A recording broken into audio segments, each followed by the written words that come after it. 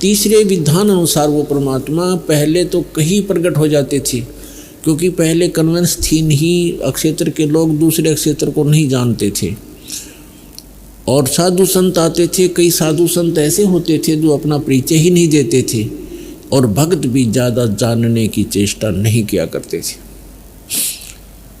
तो इस प्रकार परमात्मा वहाँ रहा करते थे एक संत के रूप में।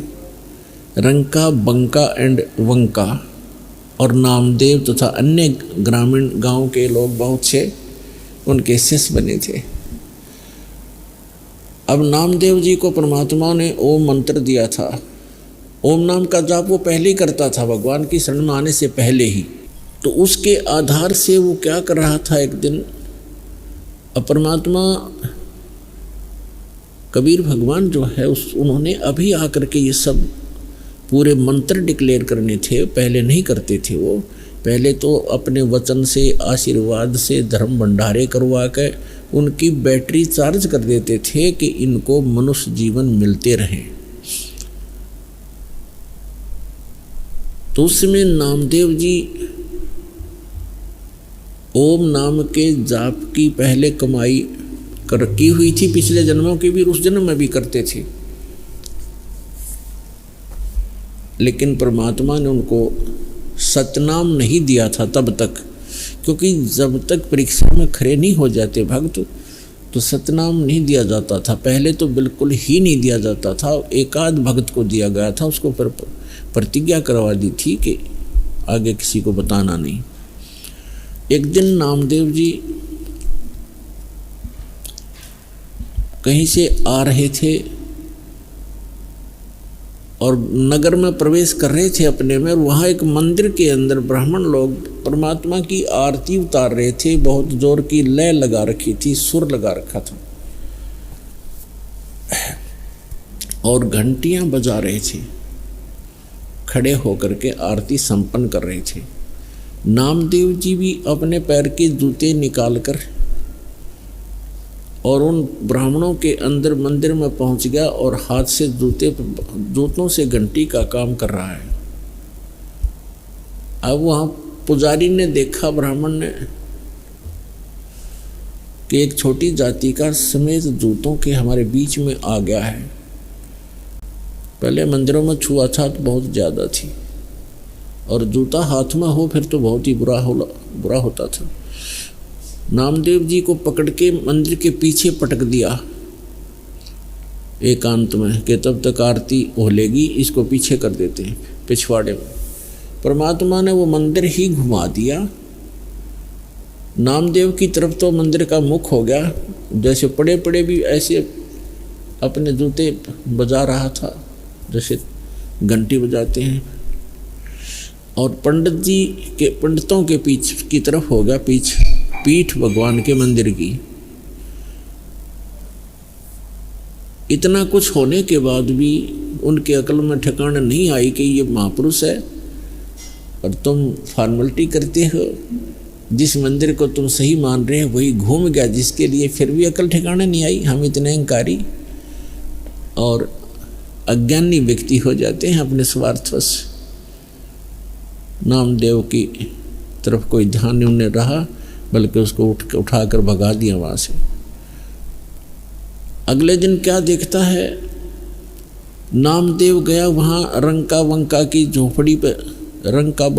झोंपड़ी पर। उस दिन वो अकेली लड़की विराजमान थी घर पे। नामदेव ने पूछा, बहन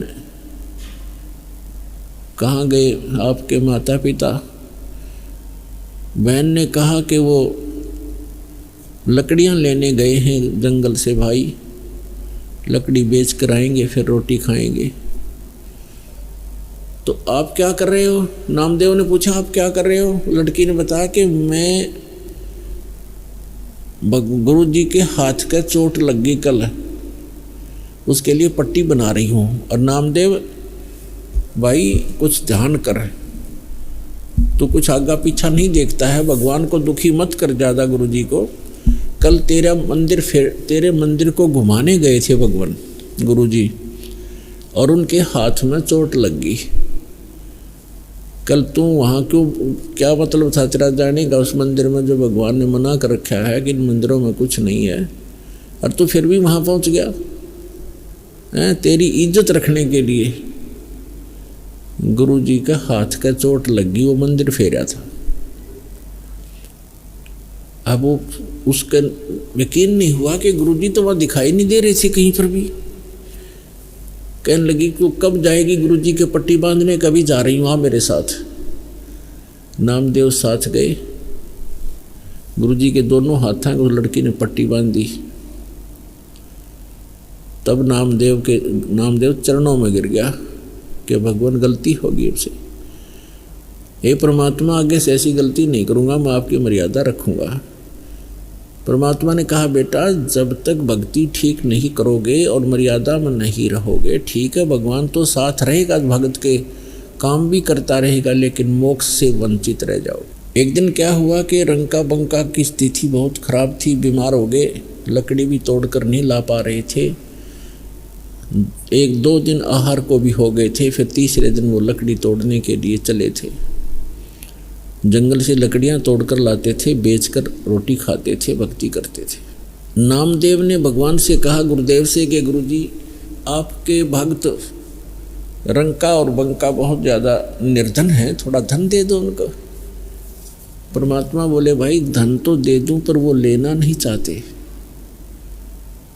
उनको पता लग गया है कि ये धन अच्छा नहीं है, असली धन वो इकट्ठा कर ही रहे हैं।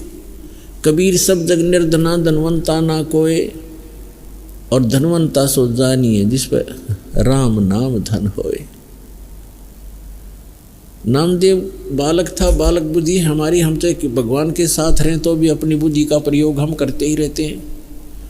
नामदेव ने कहा कि भगवान कुछ तो दे दो, क्यों ना लेंगे, बहुत दुखी है, 2 दिन तो रोटी खाई हो गए उनको, आज लकड़ी तोड़ने गए हैं बेचारे। परमात्मा बोले चल मेरे साथ। तो भगवान ने एक थैले में जेवर भर लिए, जेवर आभूषण सोने के अच्छे 1 किलो 2 किलो के लगभग, और रंका बंका जंगल से लकड़ी तोड़कर आ रहे थे, रास्ते में डाल दिया। वो थैला खाली करके एक झुंड की आड़ में दोनों बैठ गए, गुरुदेव और नामदेव। आगे आगे रंका जा रहा था, उसका पति। बंका थोड़ी पीछे आ रही थी 100 फुट दूरी पर, धीरे धीरे। वृद्ध थे, कमज़ोर भी थे शरीर से, सिर पे लकड़ियाँ थी, धीरे धीरे आ रहे थे।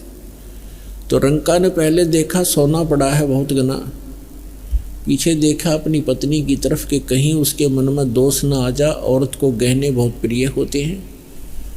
तो उसने क्या चाहा कि उस मिट्टी से, पैर से मिट्टी से उसको ऊपर मिट्टी डाल दो सोने पर, ताकि पत्नी को दिखाई ना दे, कहीं इस या नीयत खराब ना कर ले, भक्ति बिगड़ जाए इसकी।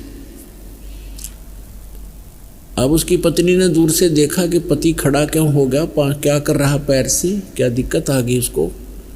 तो उसने ध्यान से देखा कि तो सोने के ऊपर मिट्टी डाल रहा है। वह समझ गई, कहने लगी चलो जी चलो, क्यों मिट्टी पर मिट्टी डाल रहे हो, चलो चलो क्यों मिट्टी पर मिट्टी डाल रहे हो। तो वो चल पड़ा, किसने देख तो लिया ही। अब वो भी आ गई, छोड़ के नौकी नो चली गई आगे को, नहीं उठाया उस सोने को कि भाड़ में जाओ ऐसा सोना। परमात्मा कहते हैं कबीर इतना दीजिए जा में कुटुंब समावे, साईं इतना दीजिए जा में कुटुंब समावे, हम भी भूखे ना रहे अतिथि ना भूखा जावे। कबीर सब जग निर्धना धनवंता ना कोय, धनवंता सो जानिए जिस पर राम नाम धन होए। अब फिर परमात्मा ने कहा बता भाई कैसे दूं इसको, नामदेव कैसे दूं इनको, बोल। परमात्मा ने कहा नामदेव तेरी अकल ठिकाने नहीं आई अभी तक। जिन भक्त जो सतिथि आज इन भक्तों की है, तेरी पता नहीं कब बनेगी बेटा। और जब तक इस अतिथि में नहीं आ लेगा तब तक भक्ति मोक्ष प्राप्ति नहीं हो पाओगी तेरी। अभी तो आप सांसारिक सुखों को प्राप्ति और दूसरों को प्राप्ति के लिए ही प्रार्थना करते रहते हो। इन सब घटनाएं को देख करके एक बार फिर, क्योंकि परमात्मा के साथ रहने से कुछ सिद्धियां, कुछ पूर्व जन्म की सिद्धियां आ जाती हो जाती हैं।